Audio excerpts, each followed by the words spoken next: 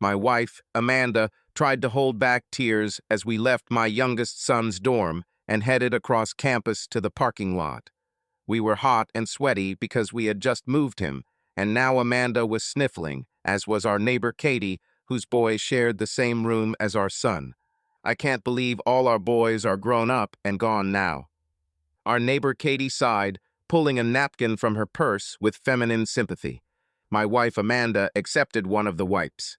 "Yeah, it's hard to believe," Amanda said, wiping her eyes. "It's the end of a big part of our lives, isn't it?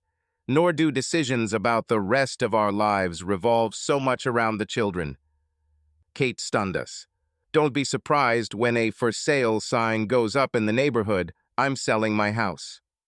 Amanda expressed her sympathy. I only half listened to them. I was thinking about my own big decision. I had some doubts about pulling the trigger now that it was time to do it. My plans have been in the making for almost 10 years. Was the timing right? Was it necessary to do this at all? Amanda tried to squeeze my hand. I avoided this by reaching into my pocket and pulling out my car keys, even though we were still quite a distance from my SUV. "Mark, it's okay." Amanda spoke. "I know how you feel." If only you knew. I thought, going back in time and to the moment from which it all began. I knew our marriage was over years ago. We just celebrated our 10th wedding anniversary. I grabbed the mail and was glad to see a padded envelope among the junk mail and bills. I won an auction for baseball cards on eBay, but the delivery was late.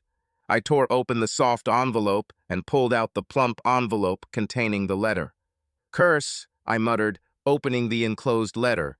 "You usually do not receive emails about eBay purchases. I hope I don't get burned on this thing. Dear Amanda, I hope this note finds you in good health and good spirits. I recently came to my senses and admitted my addiction to alcohol. I have no money and no family, but with the help of a higher power and a sponsor, I am in a group home for people with addiction. I have now been clean and sober for 90 days. As part of my 12-step program, I have made a list of all the people I have harmed and am trying to make amends with them all. In your case, I'm more than willing to try to fix the situation directly, but I don't know how. Just like now, with newfound sobriety, I regretted my actions. However, I do not want to cause you any emotional trauma or discord in your life. Although I feel like a coward, the best I can do is ask for your forgiveness, and if you want, promise to never contact you again. Do with the enclosed what you will. In my current circumstances, I lack privacy and don't want others to see something so personal. The memories they bring show how empty my life has been, but I can't keep them, and I don't have the courage to destroy them. Always with warm regards, Josh." "What the hell?" I said out loud, turning the now torn padded envelope over to look at the front. Now I saw that it was addressed to Amanda. "Josh, do we regret our actions?" That's a pithy statement if I've ever heard one. The only Josh I knew was the son of our former neighbors, one of those over 30 losers who lived in his parents' basement. He was drunk most of the time and claimed to be in the photography business. Josh was 10 years older than us. He was what a slinky is, good for nothing, but he brought a smile to his face when he fell down the stairs. The family sold the place and moved away a few years ago, taking Josh with them. They told me there were money problems. I tore open the envelope and pulled out a stack of photographs. The first few showed Amanda, more than 10 years younger, in poses with cheesecake. She was wearing a tight blouse and shorts. The clothes looked familiar. They were probably in chronological order, and I flipped through them, following Amanda as she went from cheesecake to topless to naked. As Amanda's clothes began to shrink, my blood pressure rose. In the last series of photographs, Amanda was having sex. You could tell that some of the photos were taken by the guy holding the camera because they were at odd angles, and in some of them Amanda was looking into the camera lens, winking. In some cases, she looked a little pregnant. It was a photo of her with our first son and his 3-month-old brother. She was wearing the same clothes. I fell into a chair at the table. I felt weak. It was as if all the blood had left my head. How long has Amanda been deceiving me? I thought out loud. Looking through the sex photos, her hair was of varying lengths, so at least a few months old, and in some, her breasts were quite full and her belly was somewhat rounded, carrying a baby. Suddenly, a terrible thought came into my head. What if the boys weren't mine? I took the most recent photo of my loving wife and boys dressed in baseball uniforms. Both boys liked their mother Amanda's looks and thought they had my build and jawline, but what does that prove? "You fucking bitch," I shouted into the empty house, hitting the table with my fist. Wild thoughts flashed through my head. I would kill her, abandon her, take revenge on her in any way. The boys were 9 and 11, damn. She will get custody, and I will be the visiting father. There were no solutions, only more problems and questions. The weight of the discovery washed over me and devastated me. I'm so tired. It took a huge effort for me to climb the stairs and collapse onto the bed. No matter how hard I tried, I could not calm my mind. At dinner, I admitted that I was sick and stayed in the bedroom. The next morning, I sat at the kitchen table and looked at my wife's back as she busied herself at the counter and sink. After a restless night's sleep, I felt a strange calm, almost numbness. Everything in the house was the same. Everything looked normal, smelled normal. Amanda hadn't changed, but it was like someone had shown me all the tricks of a magician. I stopped being in awe of her and questioned her every move and motive. "Amanda, do you remember Josh?" I asked. I couldn't see Amanda's face, but her shoulders tensed for a moment before answering. "Josh? Our old neighbor? I haven't heard this name for many years. Did he do something to get into the newspaper?" I was thinking about Josh and his photos. He was always running around taking pictures of the neighbor's children. Do you think he was crazy or something? Amanda sounded relieved as she replied with concern, "God, no. Don't say he ended up in the paper because of this. He's not in the newspaper. But how do you know he wasn't some kind of sex offender?" I trailed off. Amanda wiped her hands on a kitchen towel before calling the boys over for breakfast. "Of course, I don't know anything like that. I once saw Josh, very hungover, waving goodbye to a woman leaving his house, so at least he likes women, and I've never heard any hint of anything like that." "It sounds like you knew Josh pretty well, Amanda." I asked the question with doubt. "Do you miss him?" "I hardly knew him. He took some family portraits you refused to pose, so you're not in them. That's all. We got along much better after Katie moved in. She and I are like twin mothers." Katie, our good neighbor, was a single mother. The insurance money from her husband's death in the service was used to buy Josh's house when his parents sold it. Our children were the same age, and Katie and the boys became part of our family, considering me as their father. An incompetent single mother like Katie couldn't maintain a home, so Amanda suggested I become a house husband, which didn't bother me. She was a nice, attractive woman, but I never hinted at anything indecent. Father taught us to keep our word, and I kept my vows just like him. Amanda walked up to me and playfully hit me on the shoulder. "Mark, you get jealous for the slightest reason. This is stupid. Josh was a drunk and a slacker. His only virtue was that he could take good portraits when he was sober." "Someone is making excuses. Amanda, do I have any reason to be jealous?" Amanda sat down at the table, looked me in the eyes, and lied. "Of course not," she said. "Like I said, Josh was just a harmless drunk. He was constantly photographing everything. He probably could have become a good photographer if he didn't drink all the time. His parents asked me to talk to him, to try to get him into treatment, but it didn't work." I leaned back in my chair and said nothing. Amanda looked up from her coffee mug for a second, and I thought she was going to talk about Josh again, but she changed the subject. "Weren't those great times, Mark? We were just getting started. You worked 2 jobs and studied. I took care of the children. Your mother was so sick. But we had fun, didn't we?" I don't think it's right to talk about such things in that tone. Amanda looked at me strangely, then stood up heavily. "Well, goodbye to the good old days. I'll go weed the beds." I was going to follow her and figure it out, but the boys noisily burst into the kitchen. I made them a snack, listened to them chat, and sent them outside to play. Silently, he went upstairs, mentally discarding all thoughts of reconciliation. I knew that the anger towards Amanda would pass, but the trust would never return. Having found one rat, you can be sure that there are others that you did not see. Mark, are you sure you want to do this? My brother Eric asked the next day. We were in his office, and he finished going through the photos, the letter, and the results of the DNA test that confirmed that my youngest son was not mine.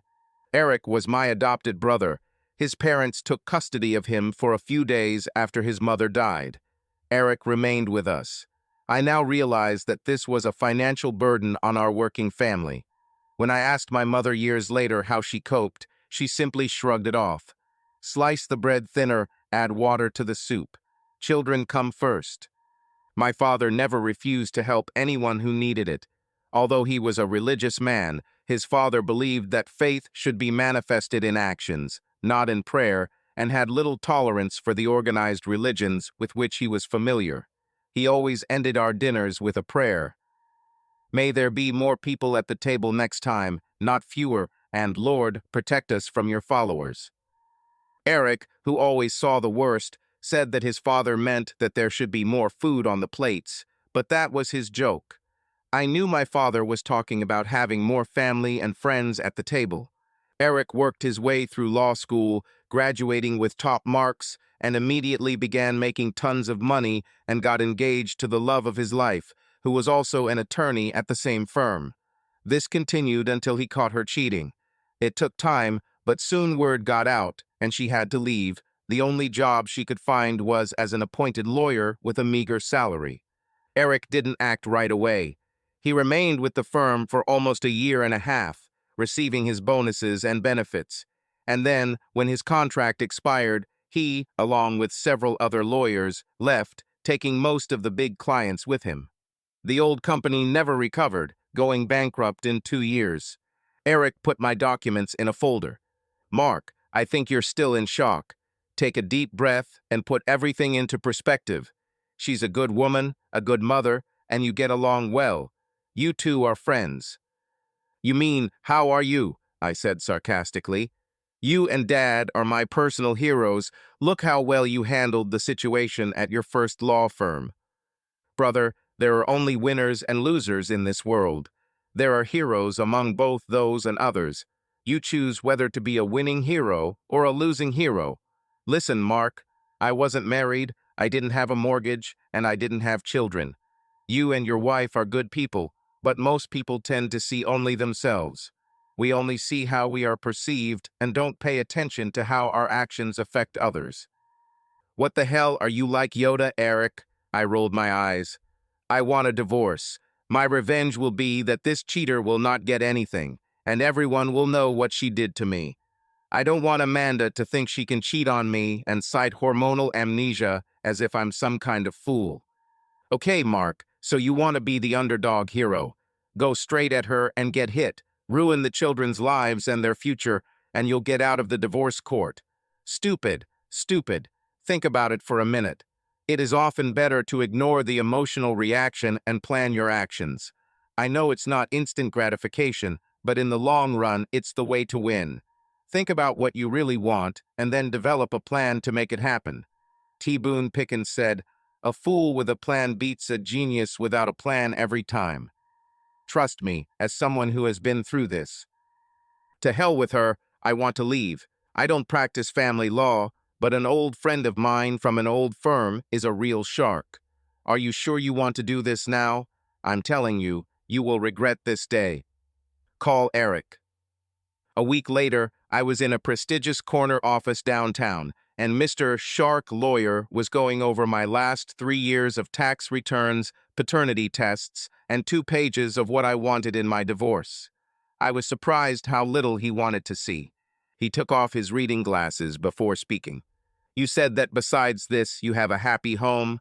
The kids are doing well in school. Are there any daggers flying between you and Amanda? I nodded in agreement. Then forget about it. Leave it behind. I was shocked to hear these words from a heavy-handed lawyer who was supposed to be such a killer shark. Mark, I know you and Eric are brothers. So I'll tell you straight, you will ruin your family. Forget it. It took me a while to speak. You mean I should just act like nothing happened, smile knowing I got screwed and am raising her love child? Mr. Shark leaned back in his chair. Yeah, unless you have a video of your wife Amanda Force feeding your kids Red Bull as kids and forcing them to fight each other for prize money. He pointed at me. Currently, you have a beautiful wife. You have been happy together for the past 10 years, respect each other, have a reasonable relationship, a home and 2 good children, but look at the opportunity under your feet. A little more work, and you could have a crappy apartment, no money, kids working part-time, no college in the future, and the wife could have her new male friends in your house. I'm talking about alimony from you, and much more, half of your income and savings. I was stunned. Amanda has a job. Why should I pay child support? That's not even my child. Mark, if you want to continue, I will take your money, but let me tell you the facts and the law. What your wife makes from that luscious part-time job at a hair salon doesn't come close to what you make, so alimony is a given. As for child support for a child who is not yours, it doesn't matter. But what? What if I find out that Amanda knew from the very beginning that this was not my son? It's a scam, right? Your wife could take out a full-page ad in the New York Times telling the world that you are not the father, and she knew it all, and you would still have to pay child support. I interrupted him. I can at least try to get the money back from my cheating wife's boyfriend, right? Judging by the letter you showed me, he probably has no money. Forget it. I leaned back in my chair, and he continued. Ask yourself if the value of a man's pride is more than half his assets plus spousal expenses and child support. And making all this public will not give you back your self-respect or restore your reputation. Look, you work hard, but add in your apartment rent, and you too can't even begin to carry the house. Are your children suffering? Are you suffering? Is your wife suffering? Try seeing a marriage counselor to help you work through this. I swear this will not happen to me, I said through gritted teeth. Crap, I said under my breath. It's cheaper to keep it. Mr. Big said philosophically, extramarital affairs are a problem that 68% of all married people will have to face during their marriage. You have kids, and that changes the whole dynamic. Suddenly, I remembered the day when I told my father that we were expecting a baby. Mark, Dad said, many men are fathers, but fewer fathers are men. To be a man-father, your first, last, and only priority is your children. If there is not enough food, you starve. There is not enough shelter, you endure the cold. If you don't have enough money, do without it. The most important thing is strength. You always have to be strong for your family, and I'm not talking about some sassy show that gives up when the going gets tough. You must not only be strong, but be strong enough to seek and accept help when needed. You will never know how strong you are until strength is all you have. Son, you will often be wrong, but you can never doubt. This is expected and accepted as a real man. Your efforts will rarely be appreciated or recognized. Most often they will be ridiculed. But a real man does not do this for praise. He does it for his family, for his children, because he is a real man. I jumped out of my chair like a shot and extended my hand to Mr. Big Shot. Thank you for your time. I certainly got a damn good legal education, but I don't think I'll use your services right now. What do I owe you for your efforts? He smiled a very warm smile and stood up to shake my hand. No charge, Mark. I owe your brother a few favors. I gave you good advice. I'm glad you changed your mind. Seriously, call me anytime. My door is always open for you. I mean it. 2 days later, I met Eric for lunch. Eric, after you caught the bride with your mentor, why didn't you leave immediately? Why stay for almost a year? I saw Eric's jawline tighten before he spoke. Naturally, my first reaction was to leave immediately. He smiled slightly. Well, that was actually my second reaction. My first reaction was to headbutt the old bastard. Eric stopped to peel a shrimp. At first I was damn angry, then I started feeling sorry for myself. Then I remembered that our dad always talked about pity. Together, at the same time, in a deep baritone voice, imitating my father's voice, we both said in unison, "Boys, put your damn pity in one hand and your piss in the other. Let me know which one fills up first." We both laughed a little before Eric continued. Anyway, I thought, why should I let these two deprive me of the fruits of my sweat and labor? The next day, the oldest partner came to see me for the first time. He was concerned about the misunderstanding between me and my old mentor. What nonsense. I was a real rainmaker, and this idiot was just worried about me going out and taking all these bills with me and all the billable hours. He promised me all kinds of magic beans, and I made him put them all in writing. From then on, I wasn't going to let anyone dictate my happiness. I even kept this cheater with me so that I could have sex regularly with a feeling of guilt. She did everything to keep me. I mean, why not? Eventually, I got tired of just sex and left her. She was history. It's the same with a law firm. The day my contract ended, my own firm was already organized, office rented, equipment installed, staff, everything was ready. I left when it suited me on my terms, not theirs. I took my brother's words to heart. From that day on, I did what made me happy, staying true to my father's advice: children always come first. Amanda became more of an au pair to me than a wife. I was determined to keep a little distance from her. We only had sex once a month. It became easier when, a few weeks later, at dinner. "Mark, I have great news," Amanda announced at dinner. "The salon wants to appoint me as a full-time manager. I'll have to start with evening and weekend shifts, but I'm sure you and the boys can handle it." It turned out to be perfect. I'd have breakfast with the boys and leave for work before Amanda woke up, and she'd still be at work when I got home. I cooked dinner for us, fed her the leftovers, and an hour after she arrived, I was fast asleep. On her days off, I told her I was in a darts league. In fact, I decided to go to see a psychologist several times. I realized that I was responsible for my own satisfaction. Amanda's actions were beyond my control. We are all surrounded by temptations. It is our personal weakness and responsibility when we succumb to these temptations. It helped me become stronger. Of course, I no longer trusted her, which changed my feelings for her. As long as her actions didn't affect the children, I didn't really care what she did. Not that she was doing anything. My hatred for her actions has lost its edge over the years, gradually fading into the background. I was in it for the kids and for myself, period. Amanda became more of a roommate with benefits for me, and not a lot of those benefits. She was so busy with her work that she didn't even seem to notice that I was moving away. In the meantime, I was having a great time with the boys. I took out a huge home equity loan and built a pool, a backyard deck, and turned our basement into a veritable man cave. I got rid of my boring car and bought a massive SUV with terrible gas mileage. My boys and Katie's kids traveled in comfort as I purchased season tickets for prime seats at all sporting events. I became the boys' team's personal driver because that damn SUV could fit the whole team, plus gear. Regardless of whether they won or lost, every game ended with a trip to the local pizzeria or ice cream parlor at my expense.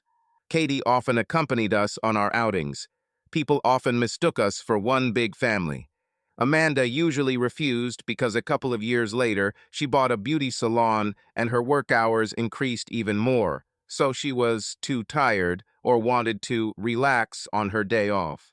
To be fair, she took the boys to plays, ballets, and classical music concerts, to all sorts of magical events that real men are not interested in. I thought sports, hunting, and fishing were more interesting and kept them on track. I took them on hikes in the forest where they could see untouched nature, and we had a great time. Amanda took them to New York and Washington on weekends to see how dirty and crowded the cities were.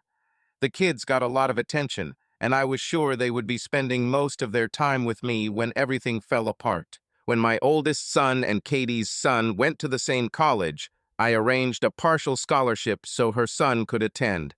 I didn't tell Katie so she wouldn't feel like she owed me anything.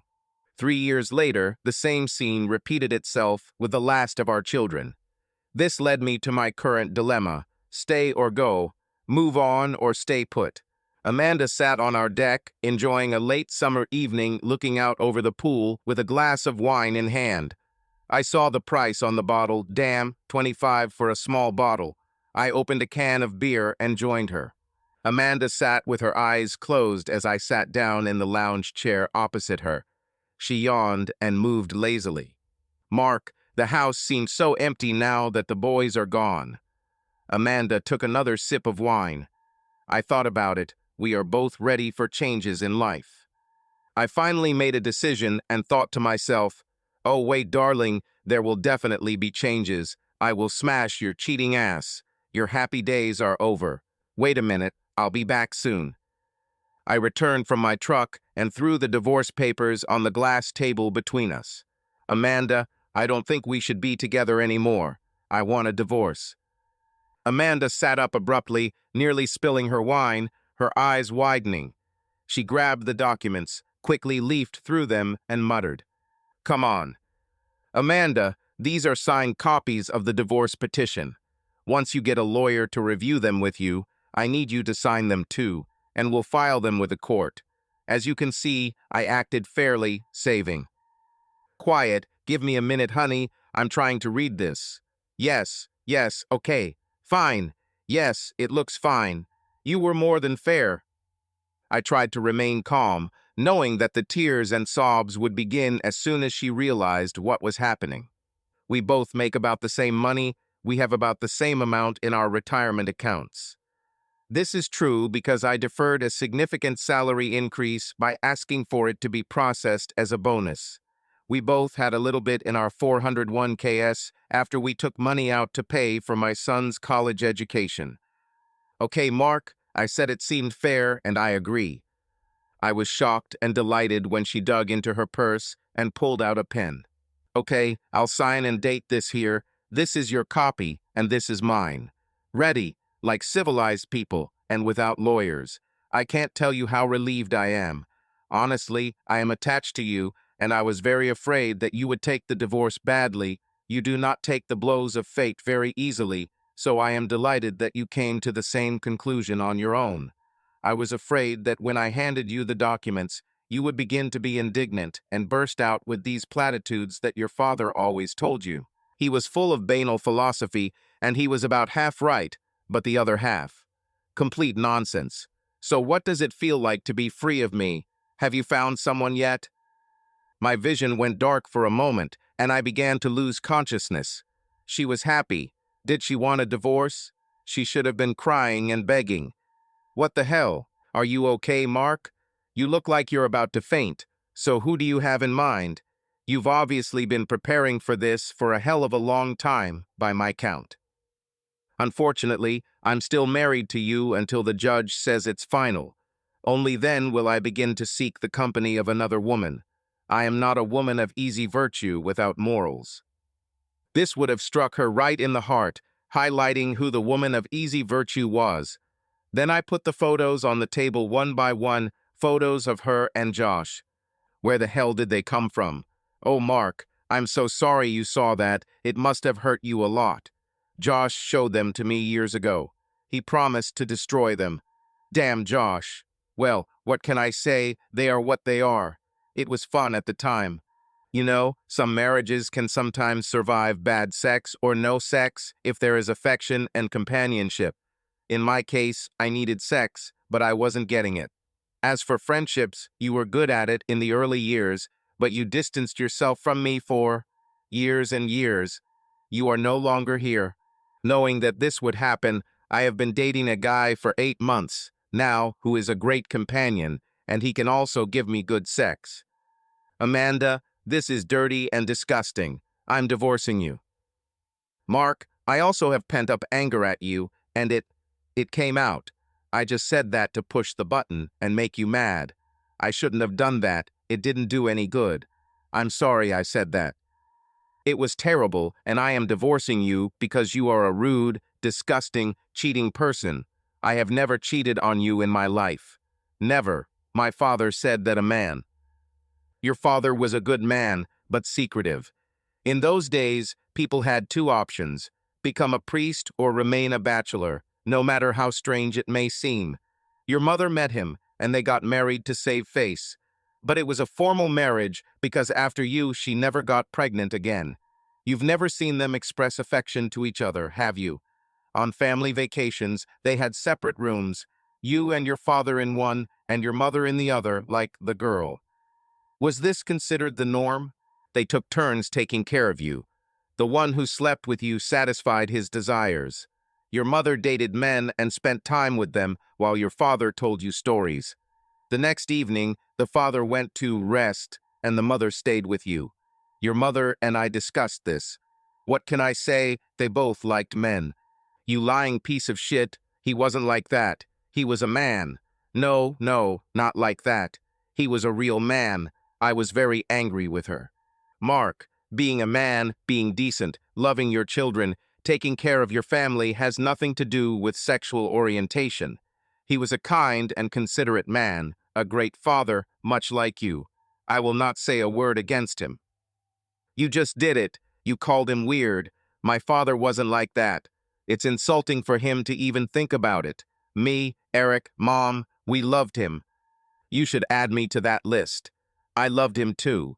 As far as your mother knew, he didn't openly have sex with men until you boys started living away from home. Look, it was an agreement that your parents made. It was a sacrifice for both of them. They did it for themselves and for you boys. They loved each other. They just didn't have sex together, like most of us. God, are you calling me strange? Oh shit, I feel like crap. My heart was pounding and my guts were turning to water. I just sat there dumbfounded. What the hell was going on? Mark, listen, I'm not complaining. We both made peace with things that evolved with us, and we may have made a mistake by not talking about it. Sex became completely vanilla, once a week or less. But I loved you. You were a good friend, a good father. That's why I supported you all these years. Right, you supported me because you needed me. Your youngest child is not even mine. That bastard Josh is there, but that's just a guess. I wasn't involved in it, was I? Mark isn't yours. You're kidding. Are you sure about this? DNA doesn't lie, unlike you. Well, I didn't know that. Is it true? Well, I think he might be. Josh was the first one I had on my side, and not only because he liked the bottle much more than I did. Oh God, most of them. Amanda, how could you do this to me? How many? Listen, Mark, I know you won't understand because you're not like me. I had only two options, divorce you there and then. In the meantime, I hoped that our sex life would improve. Like your parents, I did it because I loved you and the children. I'm sorry, but it was what I had to do to save our family. How many? I have no idea. I wanted sex a couple times a week, but once a month or so I absolutely needed it. I never found another Josh and was afraid of getting attached to them, so I changed them. I'd never done this with any of the locals, and other than Ron, none of them knew my real name. I even had a fake driver's license and everything if they looked through my purse. Like in Vietnam, you destroyed the village to save it. It's getting worse and worse. Who is Ron? We both knew that once the kids left home, there was no reason for us to stay together anymore. I met Ron Willard almost a year ago, and I know this is sudden, but I'm moving in with him in 2 weeks. At the end of the month, I'll try to do it sooner if you want. I'm serious about him. Look, Mark, I don't want to put all this on you at once. I know it's hard, but listen. You really deserve better than me. We are just not compatible in bed. The fire went out years ago, and even the friendships died. You are a really good person that someone like Katie would be good for. She rarely misses her husband. I think you will be good together. Katie knew all this. Does she love me? I don't know. She and I are not that close. I know she likes you, but like you, she would never make a move while we were together. I was just using her as an example of someone who is reasonably compatible with you, at least as far as I know. I'm not ashamed to say that I started crying. It's normal for a man to cry. That's what, Dad? Damn, this isn't what I expected. No, if anything, it's she who should cry and sob, not me, for God's sake. Oh my God, this is all a complete mess, isn't it? You can't say that Dad loved men. No way. You are very wrong about this. I looked up to him my whole life. I would know. Mike, he was just like you, a real man. You are both men of the old school. He took care of your mom, you and Eric. Think how he suffered for decades without a sexual partner for your sake, for you and Eric. I was looking through your mother's documents, you know. I saved them because I thought they were important. Later, when your mom went on a cruise alone and your dad went fishing in central Pennsylvania and Maine, they wrote letters to each other, talked openly about their lovers, it wasn't cheating, and they really loved each other and could talk openly about each other. Their experiences, it was truly wonderful what they had. Amanda, I need to lie down. I feel terribly bad, hurt. I was lying on the bed and my thoughts were in disarray. It was as if my whole life had collapsed in 20 minutes. Amanda didn't even apologize for anything she did. How could I not know? None of this. Was I really living in a bubble? All I really know is that one of the boys is mine. My father is not a father. Well, it's unfair to them. 4 boys, Katie and mine, I raised them and I am their father, just like Dad is my father. All this time I thought I was punishing Amanda, getting revenge for what she did to me, to us. But it was as if we were in alternative universes. Love, hate, despair, pity, pain, shame, rage, and unhappiness swirled through my head over and over until sleep covered it all up. When I walked down the stairs the next morning, the storm in my head seemed to have subsided, but I was left face to face with a world of cold, drizzling rain. I called Eric hoping it was all a lie about Mom and Dad. Bastard. He knew about it for decades, and then tried to tell me it was no big deal. The guys took it quite well. I think all their friends had stepfathers, stepmothers, 2 moms or 2 dads, and blended families. It wasn't a big deal to them. We didn't talk about the reasons for the divorce, but Mike Jr. said they knew neither of us had been happy for a long time. Amanda was quiet, but I knew her well enough to see that, unlike me, she was at peace inside and looking forward to the future. I did what every middle-aged man does when he stumbles through his marriage. I sold the house and rented a crummy apartment for a short period of time while I decided what to do with my life. The house went under contract faster than I thought, so I was trying to sell something that neither of us wanted. We received some money from the deal.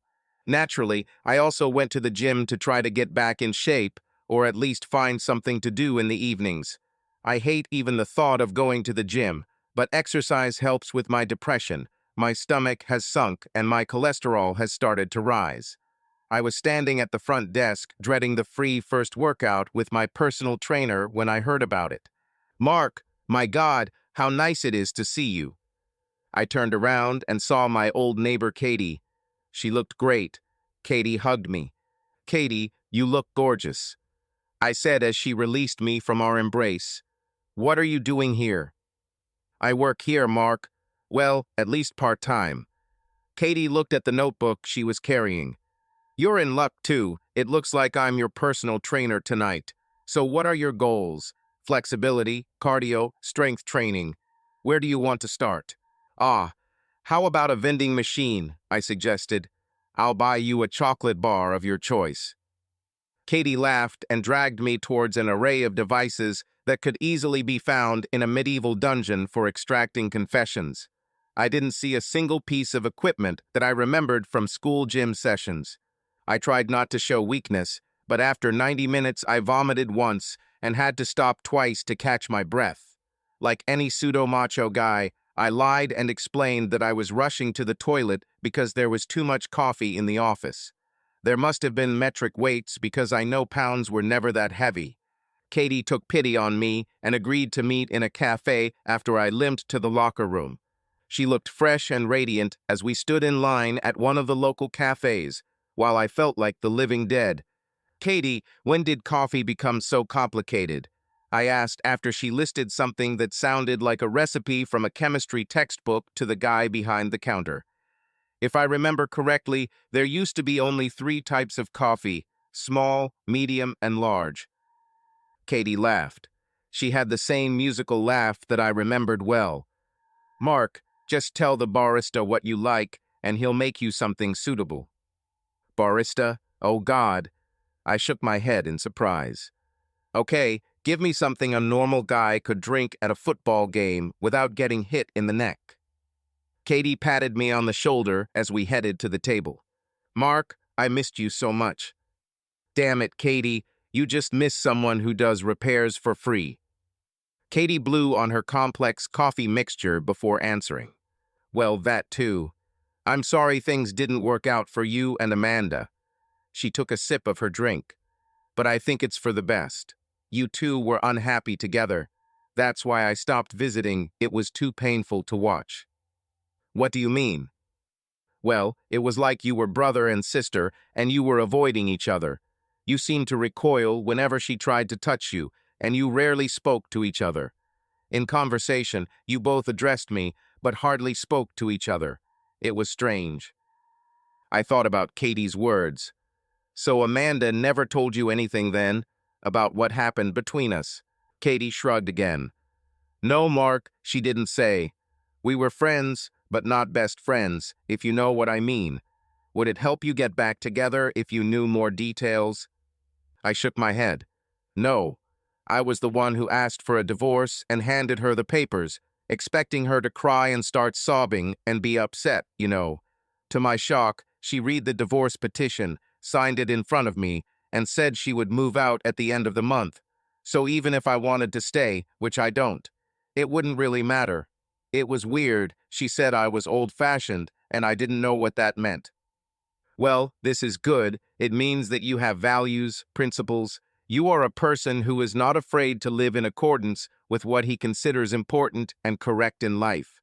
You know, this is a person who will not bend to circumstances and is proud of the way he looks and acts. I'd say it's you. Sounds good, but apparently it's not what she needed, don't you think? Well, that's all well and good. If your principles and values coincide with her principles and values, that's great. And if not. I then tried to lighten the mood and made Katie laugh by talking about other things. I really enjoyed it, and the time flew by as we both enjoyed the conversation. Suddenly, Katie looked at her watch. I'm really sorry, Mark, but I have to go. The last bus leaves in a few minutes. Don't worry, Katie. I'll give you a ride home. Thank you very much. My car is expensive to maintain, and I try to be eco-friendly, so I often leave it at home. Today, I had no choice. She is being sent for repairs. The starter needs to be replaced on Thursday. Now, I looked at my watch. Oh, forget it, Katie. Why didn't you call me sooner? I will buy a starter and install it in your car. If we go now, we can make it to the auto parts store before it closes. That would be great, Mark, but really, you don't have to do it. Come on, no problem. Besides, all my tools and stuff are still in my garage. I don't have a place to move them yet. I offered her my hand. Come on, beautiful lady, the hybrid Prius is waiting. Katie looked at me with confusion. Hybrid Prius? What happened to that monster, that manly SUV? I winced. I'm tired of driving from gas station to gas station. I feel like my carbon footprint is killing acres of rainforest every day. Everyone constantly looked at me like I was some kind of eco-terrorist. Katie looked puzzled. I just can't imagine you in a hybrid. She laughed when I opened the car door. We were lucky. The auto parts store had a starter that fit Katie's car, and as a bonus, it was on sale. We stopped by her house, and with the right tools, I installed the new starter in just 90 minutes. She lived in a small 2-room house that was spotlessly clean. Wow, it's great here. You're not much of a housewife. I expected you to have an apartment.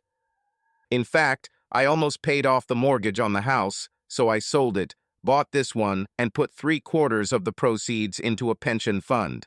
I go to Lowe's or Home Depot when they give classes on things I don't know how to do. I learned how to repair plaster and drywall, paint, do basic plumbing repairs, redo floors, and so on.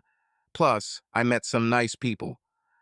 I thought to myself, she has almost $300,000 in her bank account. More than Amanda and I have combined, and I'm a fool for paying for her children's education.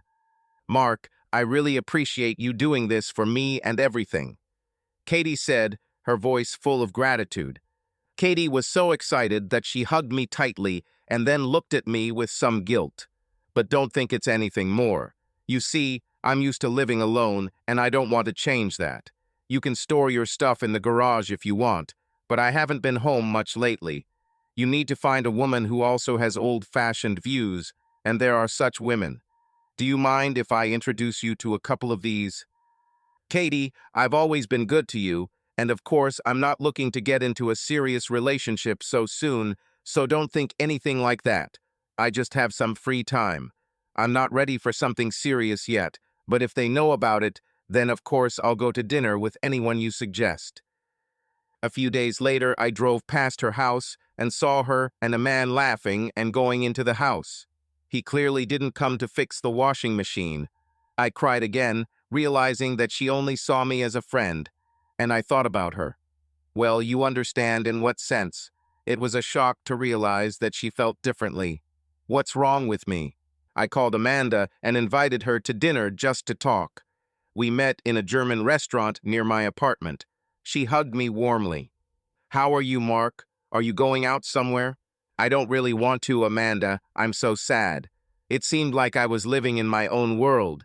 Stupid as a plug. You and Eric knew about Dad. Why did you keep me in the dark?" "Mark, you idealize the people you love and don't accept anything you consider to be a flaw.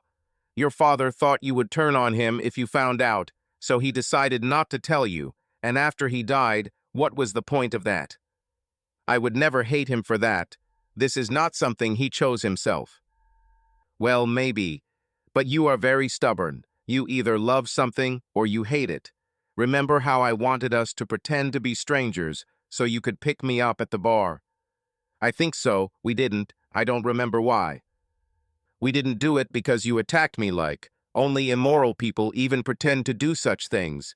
This is dirty sex. It didn't fit into your image of what I should want, so you rejected the idea out of hand. You are really tough and reject everything new too quickly. You would probably be outraged that your father turned out to be different from what you imagined and would create a scandal. Maybe you would eventually accept it, but maybe not. You clutch betrayal to your chest, allowing it to eat away at you from the inside for years. Once you get something into your head, you can't get it out. Well, maybe you're right about that, but it's immoral. Picking up someone at a bar. In your moral understanding, this is obviously true, even if it is your own wife whom you are going to pick up, and even if it is just a game. But instead of forcing me to conform to your idea of fun, maybe if you met me halfway, we'd still be together. The tougher you are, the harder it will be for you to find someone else. Do you think that's why Katie doesn't want to? Be with me? I mean, I could make her life a lot easier. Mark, I haven't spoken to Katie in months. The opportunity to make life easier is not a reason at all, to marry someone. But I don't know what she thinks. You need to talk to her about this, not me. Talk to her, she's your friend, and that's what friends are for. I'm sure she sees you from a different perspective than I do. We moved on to discussing the kids, and I learned that they were more interested in a weekend at the Tanglewood Arts Festival than in fishing up north. Amanda suggested that I take them sea fishing on the shore. I had never done this before, and it turned out well, but I missed the trees and hills. So how did my plan work for me? Short answer: terrible. That's how it worked for me. Looking back, I wish we had talked years ago. It's funny, I'm 50 years old, and I'm finally old enough to have conversations, just talk calmly about sex. I'm dating a nice woman, and although it's still difficult for me, we discuss our needs, and she's taught me a thing or two. As my father said, "Please be your woman, and even in the worst conditions, everything will be all right."